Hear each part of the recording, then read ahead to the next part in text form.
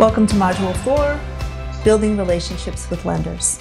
So what are we going to cover in this module? We're going to start with talking about how lenders vary. And if you go back and read the lending landscape document from the first module, you'll get a lot more detailed information about that. And we'll talk about the value of understanding a lender's requirements and how, once you understand all that, how you can become a trusted referral partner to the lenders in your region. The good news is that although lending is a rather technical arena, and I think we needed a 16-module series to cover a lot of the topics, lending is still really based on relationships, and you can develop relationships with the lenders in your region, even if you haven't mastered all the technicalities, and become a trusted referral partner. So first thing is no two lenders are alike, and I wish we could give you a very simple checklist that applies to all lenders, but that's just not the reality of how lending works. Every lender is different.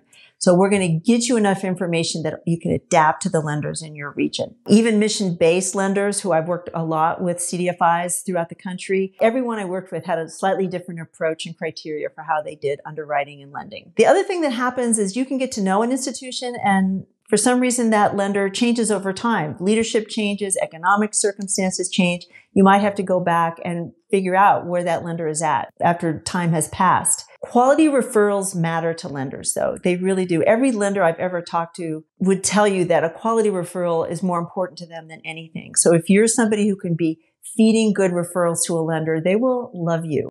And this requires you to learn just enough about who they are and how they do things so that you can become that trusted advisor. So in order for you to play this matchmaking role, you need to think like a lender, or at least know how a lender thinks. So let's look at what's inside a lender's head. They need to meet their institution's 5 C's when they look at a project, and we'll give you more information about that. They need accurate financial documents for showing historical, or in some cases, projected cash capacity. They need to match deals to the products that they have. Every lending institution has certain products that have all kinds of criteria and structure. They're doing their own matchmaking internally between the applications they see come in the door and what products they have available to them at their institution. They need to satisfy shareholder or funder expectations. Whether they're a nonprofit or for-profit institution, they are answering to somebody who's providing capital to them. They need to stay aligned with their state and federal regulations. Again, every lender out there, except maybe some online lenders, have regulations they're responsible to adhere to. They need to mitigate risk and be profitable to some degree. And they're less interested in the story and more interested in the numbers. And I say that because, again, if you're working with young or new business owners, I've worked with many who are so enthusiastic about their product and their service, and they want to just talk about how everybody and their brother needs their product or service. You need to help them understand that a lender really needs to look at the numbers. And you can talk a little bit about your enthusiasm for the business, but you're going to have to move your client over to addressing a lender's headspace around the whole number side of the business and the application. So a little more here about how to think like a lender, or understand a lender's perspective. Relationships still matter to lenders, even though technology is coming in on all sides for all of us. But lenders can't tell you everything. They're going to have criteria and requirements that are happening in their institution that they can't exactly tell you about.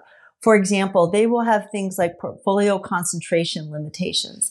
I worked with a lender once who, I think they told me something like 48% of all their defaults were in the restaurant business at one point, and they had to just put a moratorium on lending to restaurants because they were overly exposed in that area. There may be state regulations or other kinds of regulations that just prevent them from considering certain types of deals at certain times. Lenders really do need to get paid back, and they've all been burned at some point. If you're watching this and you haven't been a lender yourself, you might think, boy, these lenders are so picky and they say no to so many things. But once you have been a lender and you have gone through some defaults, it changes you. And I've seen every lender that I know readjust their criteria and their process based on defaults. And that's how they end up deciding what qualifies for a loan. Becoming a trusted referral partner to a lender will work better with small banks, credit unions, and CDFIs because they have a local focus. This is going to be hard or maybe even impossible to do with fintech and some of the big national banks, because you can get to the decision maker. You can start a relationship and, actually make an appointment or have a phone call. And this is how you create a win-win through mutual understanding. And I suggest starting small. Don't expect maybe to build this relationship in one meeting or one luncheon. It's something you might want to cultivate over time. Also, another way you can get information out of them is share information. Be reciprocal. If they're willing to open up to you, open up to them. Focus on lenders who are invested in a referral process. There are institutions that incentivize this kind of relationship building in the community and others that don't. And it's pretty evident right away when you start to talk to some of the loan officers. And of course, give it time. Be willing to take a few months to develop these relationships. So don't assume lenders know all about you either. So one of the things you can do in this building a relationship process is make sure they understand what you do and what you offer and how you prepare clients for the loan process and how you're willing to go back and forth with a particular deal so that you can build a stronger package.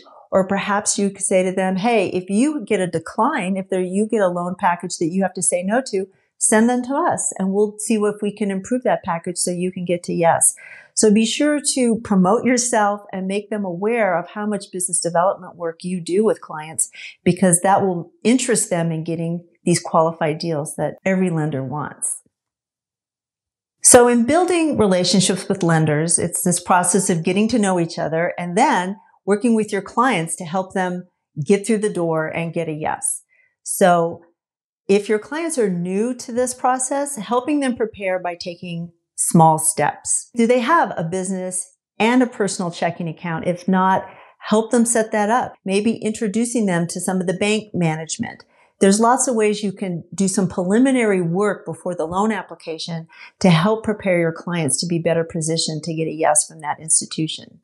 And train your clients on how to provide a narrowly focused presentation, highlighting their capacity on cash, credit, and collateral so that they are thinking like a lender too, right? So that they start to have some of this information about what a lender needs to see in order to say yes. So that's the end of chapter 1 of this series. I look forward to seeing you in chapter 2, Underwriting Basics, and our next module is number 5, What is Underwriting?